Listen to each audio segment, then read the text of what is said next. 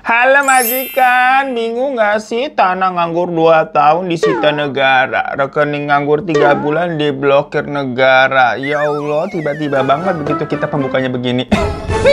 Bisa kan? Banyak juga nih yang pada misu-misu. Lagi mana kagak misu-misu ya? Tapi bukannya apa-apa majikan. Sebenarnya nih, Babu tuh malah mendukung banget loh sama keputusan PPATK kemarin tuh yang memblokir rekening kalau misalkan 3 bulan ini tidak ada transaksi apa-apa. Itu love banget tahu. Kalian jangan suuzon dulu. Yuk mari kita dukung hal-hal yang sebenarnya ini tuh menguntungkan begitu. Dengan kebijakan baru ini tuh kita harusnya bikin happy. Karena apa? Karena kapan lagi kita didukung dan divalidasi sama peraturan negara untuk terus belanja dan berfoya-foya. Karena kalau uang cuma ditabung doang malah diblokir kan jadi nggak bisa dinikmatin ya. Jadi sekarang kalau emak kalian atau pasangan kalian nih, suami atau istri kalian gitu ya, marah-marah nih ngelihat ada terus-terusan paket berdatangan ke rumah begitu, kita jadi punya alasan untuk segera mengatakan, hei tunggu dulu, saya ini tidak boros, tapi semua paket dan pesanan ini adalah tujuannya untuk menjalankan aturan yang berlaku di mana harus ada transaksi aktif agar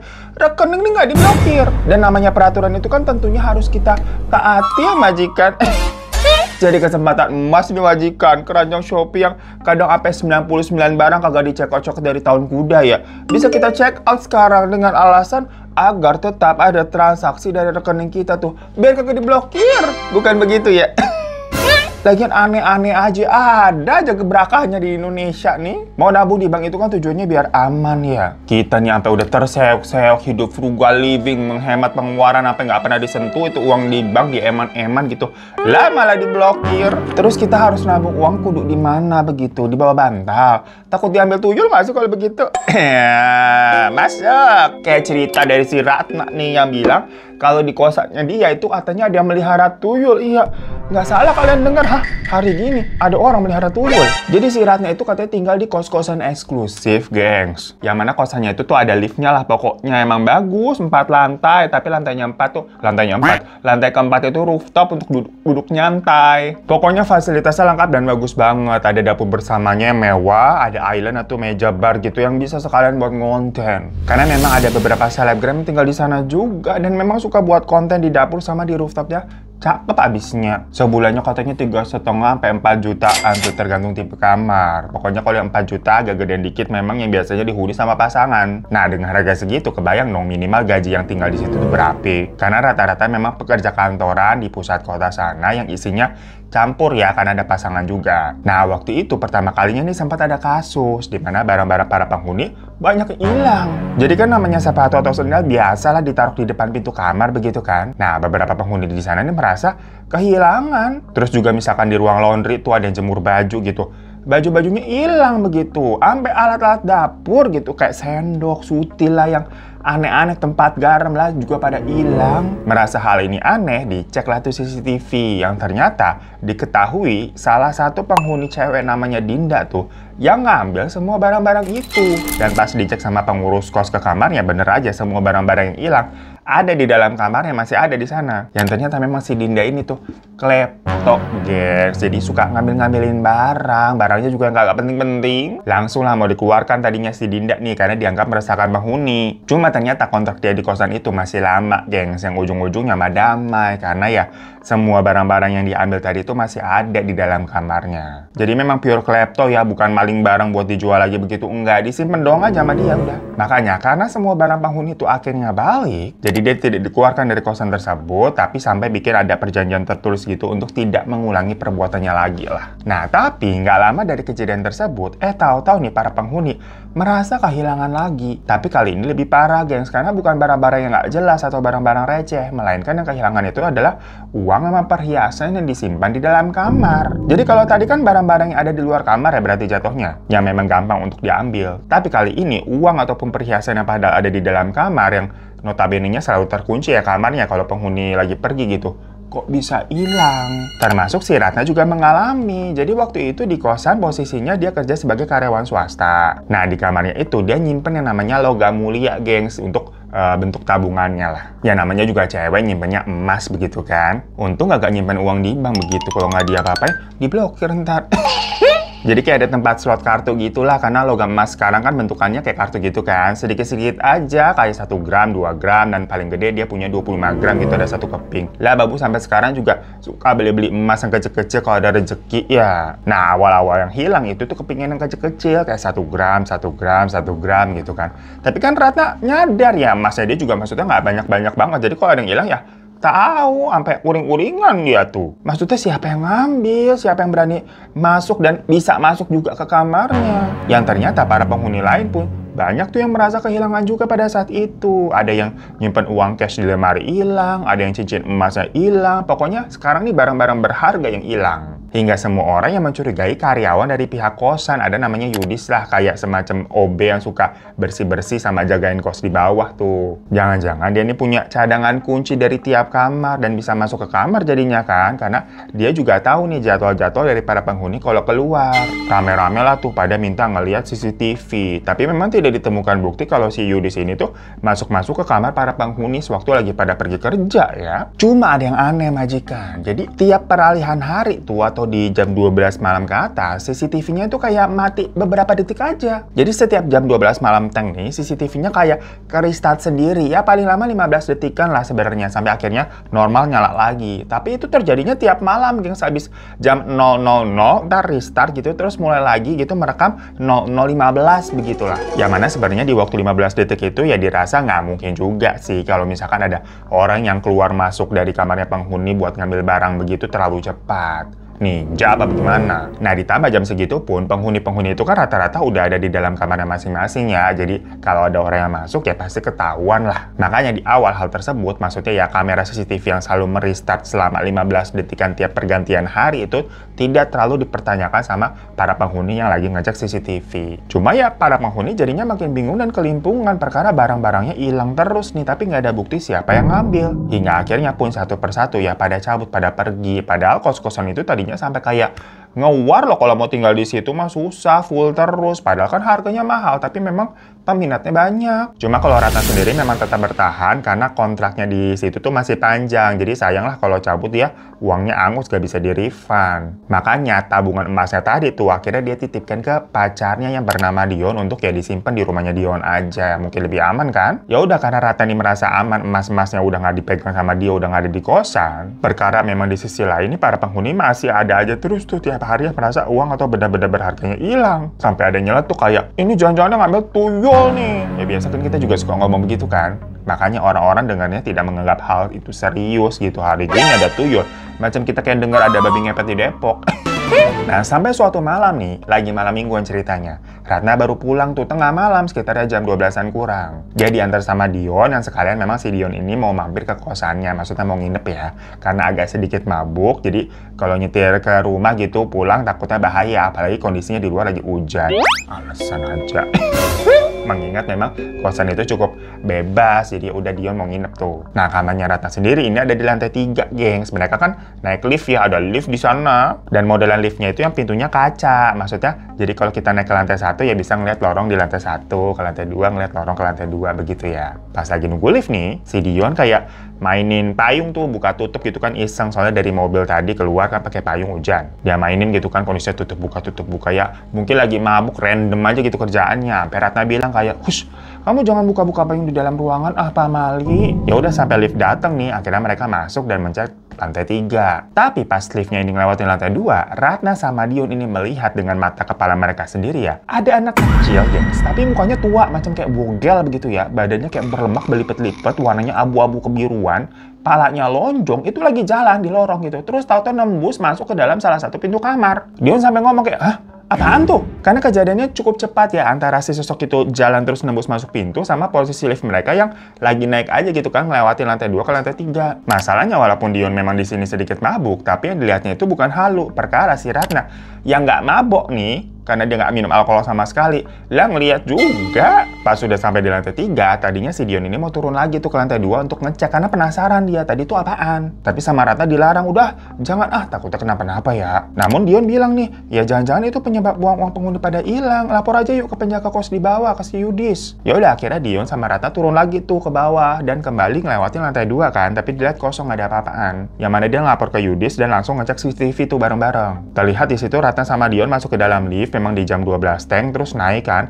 Tahu-tahu CCTV-nya kayak restart, gengs. Jadi nggak ada tayangan di lorong lantai 2 tuh terjadi apa. Sementara yang dialami Ratna sama Dion itu kan kejadiannya tadi cukup cepat juga ya, memang hanya beberapa detik aja pas mereka ngeliat sosok itu. Nah, penjaga kos nih si Yudis nanya, inget nggak sosok tersebut tuh masuk ke kamar yang mana? Karena kejadiannya tadi cepat, si Ratna sama Dion kayak inget-inget, tapi mereka nggak begitu yakin gitu loh antara masuk ke kamar 204 apa 205 ya. Pokoknya di deretan sebelah kiri katanya, antara dua itulah, dua kamar itu. Ya udah dari situ pun si Yudis nih penjaga kos ini langsung ngecek ke kamar 204 sama 205, diketok tuh, yang mana kamar 204 tuh dihuni sama seorang cowok. Tapi kalau yang 205 nih penghuninya belum pulang, mungkin ya lagi malam mingguan juga. Ditanya nih si penghuni kamar 204, ada barang yang hilang nggak? Tapi dia kayak sempat bingung, karena mungkin kayaknya ini orang udah tidur deh, tau-tau dibangun gitu, ditanya ada yang hilang nggak ya, keder ya, apaan yang hilang gitu. Dicek-cek kayaknya nggak ada kok. Oh ya udah, Ratna sama Dion pun balik ke kamar aja. Singkat cerita, ternyata Seninnya si penghuni 205 nih baru heboh karena katanya duitnya hilang di kamar.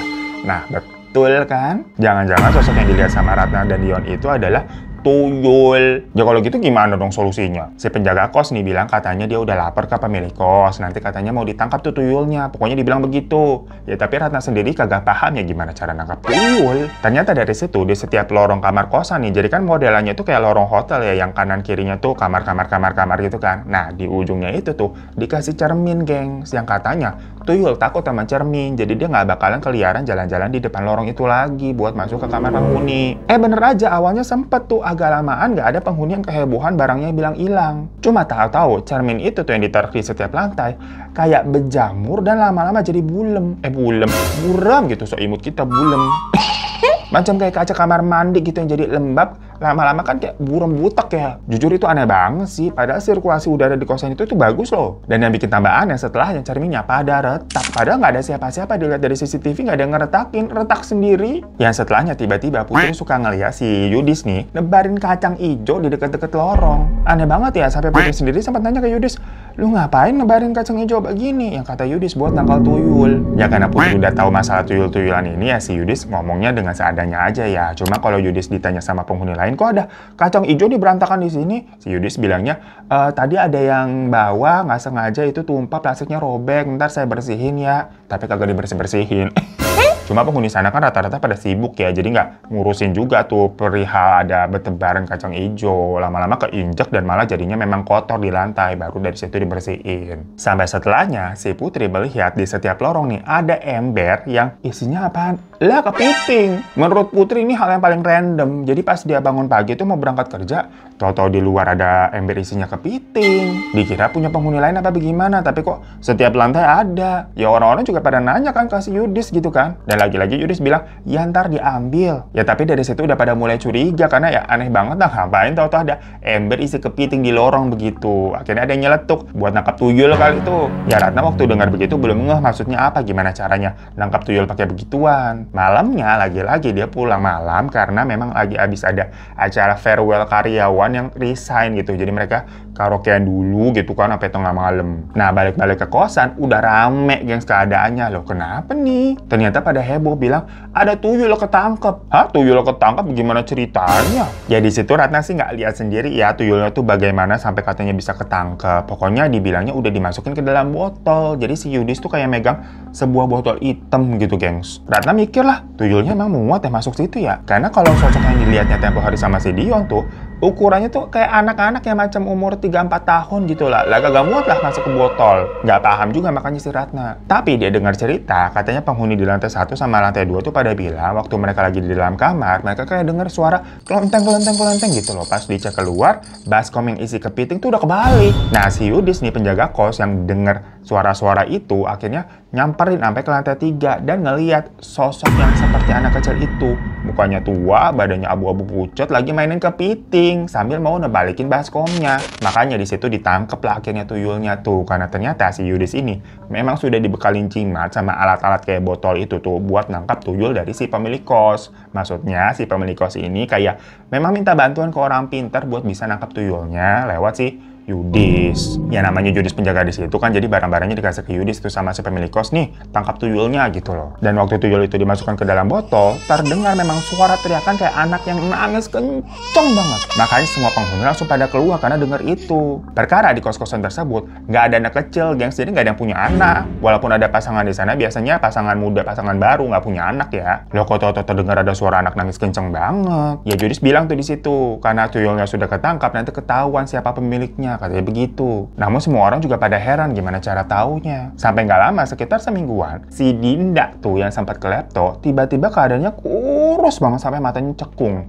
Dan maaf ya, payudaranya ini kelihatan kayak besar banget, kayak bengkak. Ya mungkin karena saking kurus badannya, jadi ininya tuh kelihatan lebih besar ya. Namun setelah itu Dinda ini nggak kelihatan lagi, gengs, jadi pergi dari kosannya. Padahal setahu Ratna nih, kontraknya dia belum selesai. Karena kan di awal yang tadinya mau dikeluarin karena klepto tuh nggak jadi, perkara kontraknya di sana masih lama kan. Ratna nanya lah ke si penjaga tuh, ke si Yudis, karena sebelumnya udah CS-an tuh perkara masalah tuyul. Jadi si Yudis juga cukup terbuka sama si Ratna. Ternyata si Dinda ini memang dikeluarkan karena dibilang benar si Dinda yang ternyata memelihara tuyul. Soalnya kata si dukunnya itu yang ngasih botol sama jimat segala macam, orang yang melihara tuyul ini nanti akan ketahuan. Karena dia ini akan jadi sakit karena tuyulnya udah ditangkep. Yang mana seharusnya dia tetap nyusuin si tuyulnya, gengs.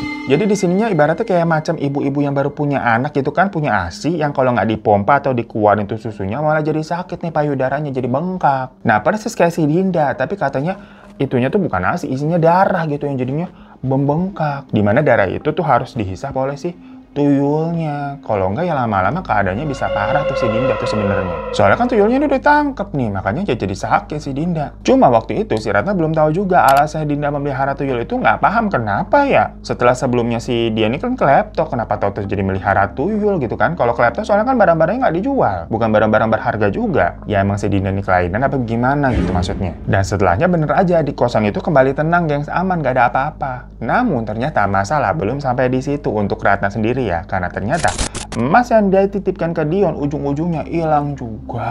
Loh kok bisa? Apakah ada tuyul di rumahnya Dion? Ada, gengs, yang ternyata tuyulnya ya Dionnya sendiri. Diam-diam dia jualin tuh emas-emasnya si Ratna buat modal dimasukin investasi kripto. Yang dia maksudkan nanti bisa untung nih berkali-kali lipat gitu. Tapi ujung-ujungnya loss, ya udah hilang, gontak tersisa. Ya marah banget lah si Ratna sampai akhirnya diputusin itu si Dion karena dianggap nggak bisa dipercaya lu sebagai laki. Ya walaupun Dion terus-terusan minta maaf dan janji bakal balikin, tapi sampai sekarang, sampai detik ini katanya nggak dibalik-balikin, Van gitu. Apa kabar dunia? Sabar ya Ratna ya. Kalau kata Ratna mah ya, manusia sama tuyul mah sama aja. Ditambah lagi nih setelahnya, Ratna mengetahui kalau uang-uang ataupun perhiasan dan emas yang hilang itu benar memang ada di kamarnya Ratna, tapi nggak dibalikin ke penghuni-penghuni lain. Alias ditilep sama si Yudis sendiri, penjaga kos. Hal itu diketahui karena tahu-tahu nih istrinya Yudis pakai cincin salah seorang penghuni yang sempat hilang cincinnya tuh loh. Kok itu kan cincin saya? Dari situ barulah terbongkar. Jadi ternyata mungkin memang si Dinda ini kleptomania mantap ya. Jadi setelah dia tidak bisa mengambil barang dengan tangannya sendiri, dia malah nyuruh tuyul. Ya kalau tuyul kan ngambilnya barang-barang yang begitu ya, beda sama si Dinda. Yang penting mungkin barang orang diambil gitu. Ya cuma nggak tahu bener apa enggak, maksudnya tujuannya gara-gara klepto ya. Soalnya uang-uang, perhiasan ataupun logam emasnya si Ratna yang sempat hilang itu nggak dijualin sama Dinda, nggak dipakai, nggak diapain, disimpen doang begitu ada di dalam kamar kosannya. Tapi kan setelah ditangkap terus si Dindanya dikeluarin segala macam, diamanin tuh ternyata sama si Yudis, tapi disimpan sama dia sendiri, nggak dibalikin ke penghuni. Soalnya waktu digeledah segala macam, ada tuh logam emasnya si Ratna. Waktu itu kan sempat hilang logam emasnya, cuma kan kalau kuitansi pembeliannya nggak hilang. Pas dicek nomor serinya lah sama ya, ini emas gua. Kenapa kagak lu balikin begitu? Malah katanya beberapa nih Yudis mengaku udah dijual. Jadi kan yang hilang dari emasnya si Ratna ada beberapa ya, 1 gram, 1 gram, 1 gram tuh. Beberapa masih ada di Yudis, beberapa udah dijual sama dia. Ya rame lah di situ para penghuni pada minta ganti rugi ke pemilik kos. Tapi pemilik kos juga seperti angkat tangan dan cuma mencat si Yudis aja gitu. Ayah ya why, apa kabar dunia? Nah majikan, cerita mengenai tuyul lainnya tuh juga ada yang lagi rame nih. Tentang seorang perempuan bernama Putri kalau nggak salah. Dimana di desanya Putri ini katanya banyak yang kehilangan uang dan perhiasan juga. Sama kayak ceritanya si Ratna tadi. Jadi kalau Putri ini tuh anak yatim. Dia tuh tinggal bersama ibu dan adiknya bernama Deji. Putri mengaku mereka ini termasuk ke keluarga yang sangat sederhana lah. Bahkan bisa dibilang kurang. Dimana dari kecil, Putri ini selalu terbiasa untuk mengurus segala pekerjaan rumah, termasuk ngurus adiknya itu juga selagi si ibunya bekerja. Yang mana hal itu bisa dibilang apa ya, menyita waktunya, apalagi sewaktu remaja dia kan jadi nggak bisa bebas main sama teman-teman sekolahnya. Cuma untungnya Putri ini punya sahabat dekat yang memang merupakan tetangganya tuh, bernama Kiki sama Cecep. Ya tapi kalau mereka lagi main, otomatis si Dea aja ini juga harus selalu dibawa karena kan nggak ada yang jagain. Nah hal itu membuat si Putri ini sebenarnya kayak kesel sama adiknya sendiri. Ya mungkin dia lebih kayak apa ya, menyalahkan keadaan aja. Dimana Putri merasa kok dia nggak bisa bebas kayak anak-anak lainnya yang outputnya tuh dia jadi suka ngomel-ngomel ke adiknya itu. Apalagi adiknya ini memang kadang suka badung. Namanya anak kecil kali ya, suka nyoret-nyoret gitu di dinding-dinding kamar. Padahal udah biasa dibilangin berkali-kali jangan begitu, tapi terus aja dilakuin. Masalahnya nggak cuma dinding rumah aja gitu loh. Kalau abis dimarahin gitu kan nggak boleh nyoret-nyoret dinding, lah dia keluar nyoret dinding tetangga, gantian gitu, beda lukisnya cuma beda keluar doang. Apa kagak diomelin itu jadinya? Dan yang kena omel ujung-ujungnya si Putri sebagai kakak dibilang kagak becus tuh ngawasin adeknya. Makanya si Putri empet ya. Pokoknya dia punya impian buat bisa keluar dari desa itu. Dia pengen kerja di pelayaran biar bisa ngeliat banyak tempat begitu. Dan katanya kan kalau di pelayaran kerjanya gajinya gede ya. Ya cuma karena statusnya dia tuh masih sekolah ya. Jadi Putri mau nggak mau menjalani kehidupannya itu sembari jualan makanan gitu, nitip di warung. Sebelum sekolah dititipin, nanti kalau pulang sama dia diambil. Dia nabung tuh dari hasil uang-uang itu yang nantinya habis lulus sekolah dia pokoknya mau ambil kursus pelayaran. Namun, long story short nih, tahu-tahu di desanya itu banyak kejadian aneh yang terjadi. Sebenarnya nggak cuma di desanya Putri doang sih, melainkan desa-desa lain yang di sekitarnya tuh juga sama nih kejadiannya nih. Serentak lah istilahnya ya. Yaitu uang dan perhiasan para warga tiba-tiba hilang. Tapi bukan karena diblokir atau disita negara ya, perkara nganggur gak diapa-apain.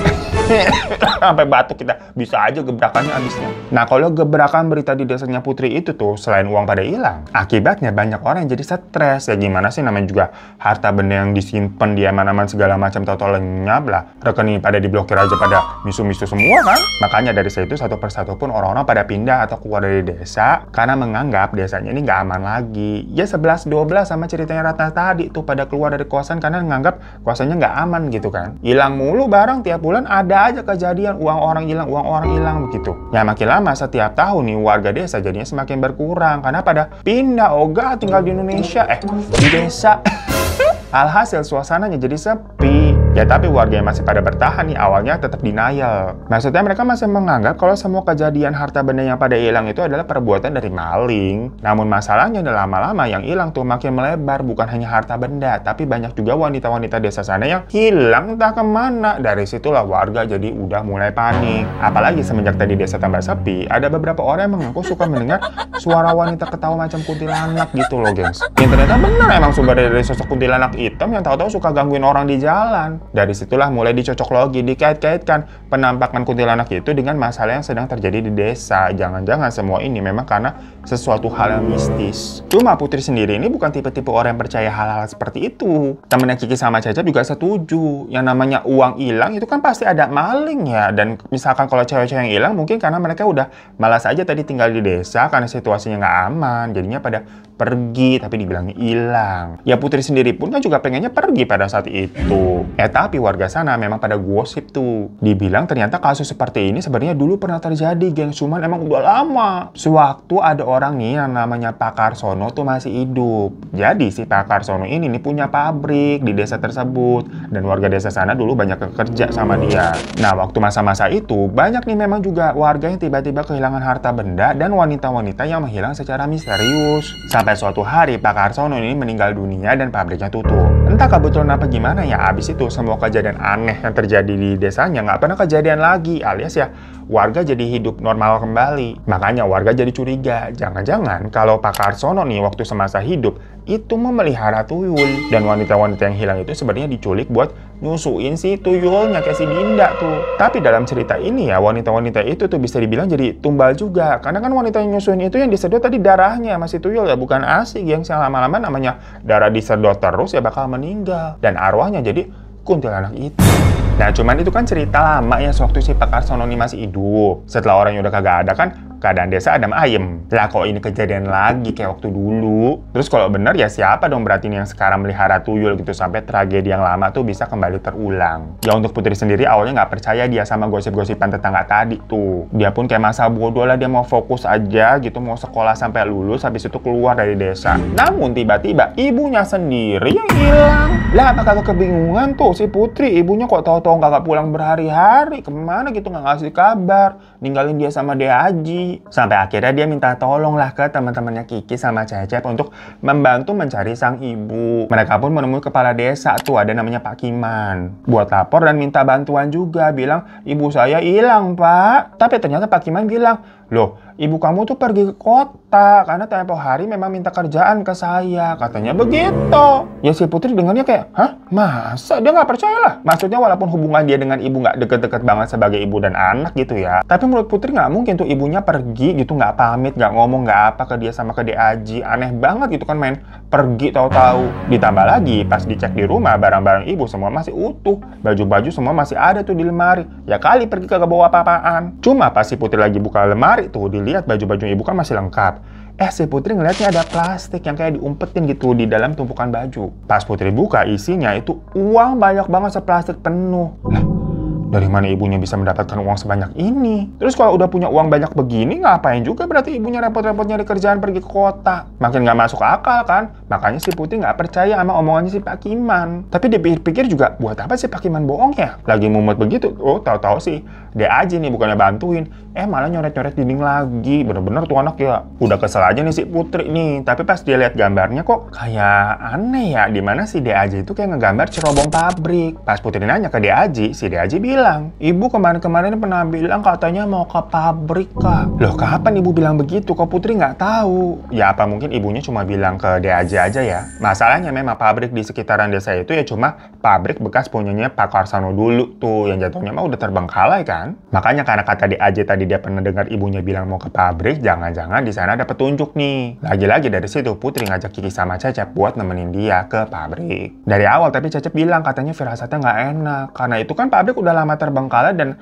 serem ya vibes-nya. Apalagi Putri kayak nggak mau tahu, sekarang juga yuk kita ke pabrik. Maksudnya kesananya hari itu juga yang mana udah sore, udah mau maghrib. Ya Cecep langsung bilang kan janganlah Pak Malik keluar maghrib-maghrib, udah mau gelap, mending nunggu aja besok pagi. Tapi Putri tetap nggak mau, dia mau cepet-cepet lah nyari ibunya. Singkat cerita ya udah si Kiki sama Cecep akhirnya tetap aja ujung-ujungnya nemenin si Putri. Mereka pergi tuh sampailah ke pabrik. Kosong di sana, nggak ada siapa-siapa, lo udah bobot bangunannya. Mereka masuk tuh semakin dalam sampai ke sebuah ruangan yang waktu dulu dijadikan buat kantor kayaknya ya.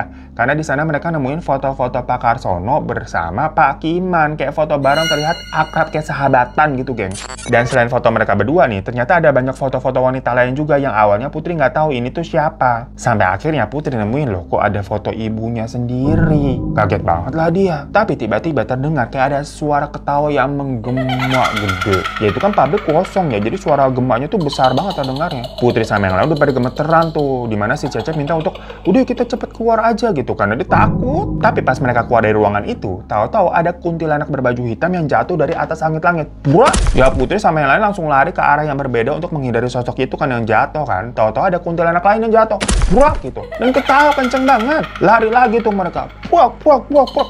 Banyak yang jatuh, gengs. Dan pas mereka nengok ke plafon itu kan atas pabriknya tinggi ya. Banyak banget kuntilanak hitam yang lagi pada nempel di atas, coba. Apa nggak merinding itu? Putri langsung lari gitu kan, mencar dengan Cecep dan Kiki karena mau menghindari kuntilanak yang pada jatuh satu-satu gitu loh. Sampai akhirnya mereka berhasil tuh keluar dari pabrik. Cecep langsung ngomel lah, karena kan dari awal dia bilang besok pagi aja kesininya. Lagian maghrib-maghrib keluar ke tempat kayak begini ya, ngelihat dedemit lah Pak Mali. Namun pas Cecep lagi ngomel begitu, tahu-tahu terdengar ada suarakan teriakan ibunya Putri tuh dari arah belakang pabrik. Ya spontan si Putri langsung mau nyamperin ke sana kan. Tapi Cecep bilang, jangan. Kita balik aja dulu nih minta bantuan warga. Jelas-jelas tadi kita udah ngeliat ada kuntilanak banyak begitu, lu masih mau nyari penyakit? Cuma si Putri nih tetap kagak mau ya, karena dengar suara ibunya sendiri dia tetap ngotot ke sana. Dan si Kiki mungkin sesama wanita ya khawatir, jadinya nyusulin si Putri. Sementara kalau si Cecep tetap dengan logikanya tuh, dimana dia lari tuh balik ke desa buat minta tolong warga. Putri lari kan tuh nyari sumber suara teriakan dari ibunya itu. Jadi kayak ada rumah tua tingkat gitu yang memang ada di belakang area pabrik. Yang mana itu memang rumahnya Pak Karsono dulu. Cuma udah nggak ada yang menghuni di situ juga seharusnya. Putri sempat ngintip-ngintip tuh ke dalam, tapi gelap nggak kelihatan apa-apa. Tahu-tahu suara teriakan ibunya terdengar lagi. Ya udah si Putri langsung nekat masuk ke dalam. Terdengar suaranya ini kayaknya di lantai atas tuh. Dan bener aja,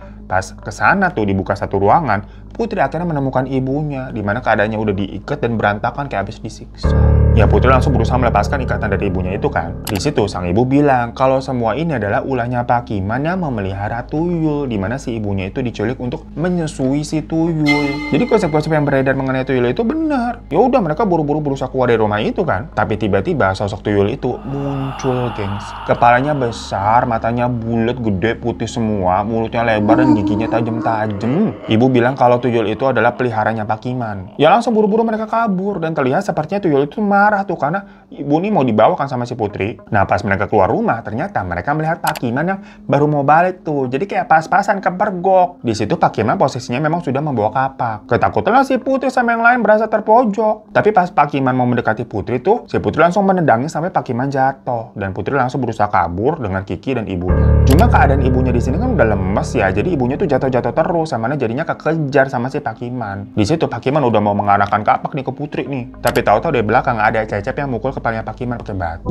Pak Kiman sempat terjatuh tapi dia nyabetin kapaknya juga dan kena kakinya si Cecep. Dan di saat yang bersamaan Kiki gercep mukul batu lagi ke Pak Kiman sampai Pak Kiman pingsan. Cecep bilang tuh ke Putri untuk kabur dulu bawa ibu gitu loh, minta tolong warga desa. Jadi ternyata kayaknya si Cecep tadi tuh balik lagi mau nolongin si Putri. Pokoknya akhirnya si Kiki tuh nemenin si Cecep yang ngebantu tuh karena kakinya Cecep kan luka. Ya udah dengan berat hati si Putri membawa ibunya untuk pergi ke desa minta bantuan meninggalkan Cecep sama Kiki. Namun pas lagi lari nih si Putri mendengar kayak ada suara-suara dari atas pepohonan. Pas nengok ternyata banyak sosok kuntilanak hitam di atas pohon. Masalahnya posisinya di situ ibunya nggak bisa lari dengan cepat. Ya akhirnya ibunya bilang ke Putri untuk lari duluan aja minta tolong warga. Ya udah akhirnya Putri pergi tuh meninggalkan ibunya demi bisa mendapatkan pertolongan karena dirasa ya dia juga nggak bisa nyelamatin ibunya sendiri. Nah kalau begini kan si Putri ini jatuhnya bisa sampai ke desa nggak buat minta bantuan warga untuk nyelamatin ibunya. Dan si Pak Karson ini tuh bisa ditangkap nggak karena ternyata kan dia dalang dari semuanya. Nasibnya bagaimana tuh dan gimana juga cerita lengkapnya tentang tuyul dan kuntilanak hitam. Awalnya ada mereka tuh bagaimana? Nah jadi ceritanya Putri ini tuh sebenarnya akan difilmkan, gengs. Filmnya tuh judulnya Pamali Tumbal yang bakal tayang 7 Agustus 2025 ini di bioskop nanti. Bentar lagi. Jadi buat para majikan pecinta horor nanti pada nonton ya. Karena film Pamali Tumbal ini tuh film ketiga dari rentetan film Pamali, gengs. Yang Pamali 1 tuh serem banget tuh tentang rumah tua. Pamali 2 Dusun Pocong tuh lebih serem lagi tentang desa yang diteror sama pocong-pocong. Nah yang Pamali 3 ini tuh lebih serem lagi tentang tumbal pesugihan tuyul sama kuntilanak hitam. Jadi lebih upgrade, lebih dar-der-dor ngerinya. Soalnya dari film Pamali 1 sama film Pamali 2 itu reviewnya pada bagus-bagus ya, kalian cek aja. Kita udah nonton emang serem banget, makanya nggak sabar nih sama Pamali yang terbaru tanggal 7 Agustus nanti. Tapi misalkan kalau majikan ini belum nonton Pamali 1 sama 2, tenang aja nggak apa-apa. Karena masing-masing nggak nyambung kok ceritanya antara Pamali 1, 2 sama yang terbaru ini punya cerita masing-masing yang beda-beda semua. Jadi aman gitu loh kalau nonton nanti nih yang Pamali Tumbal nggak bakal rooming. Karena Pamali 1 itu setannya lebih ke kuntilanak, Pamali 2 itu pocong, dan ketiga ini berarti tuyul ya. Pokoknya ingat tanggal 7 Agustus nanti nonton Pamali Tumbal di bioskop kesayangan majikan semua. Ya terima kasih ya majikan udah nonton ya. Mohon maaf kalau ada salah-salah kata. Yang mau kirim-kirim cerita bisa email ke di bawah ini. Dan sampai jumpa lagi di teman cerita selanjutnya. Assalamualaikum warahmatullahi wabarakatuh. Janganlah takut cerita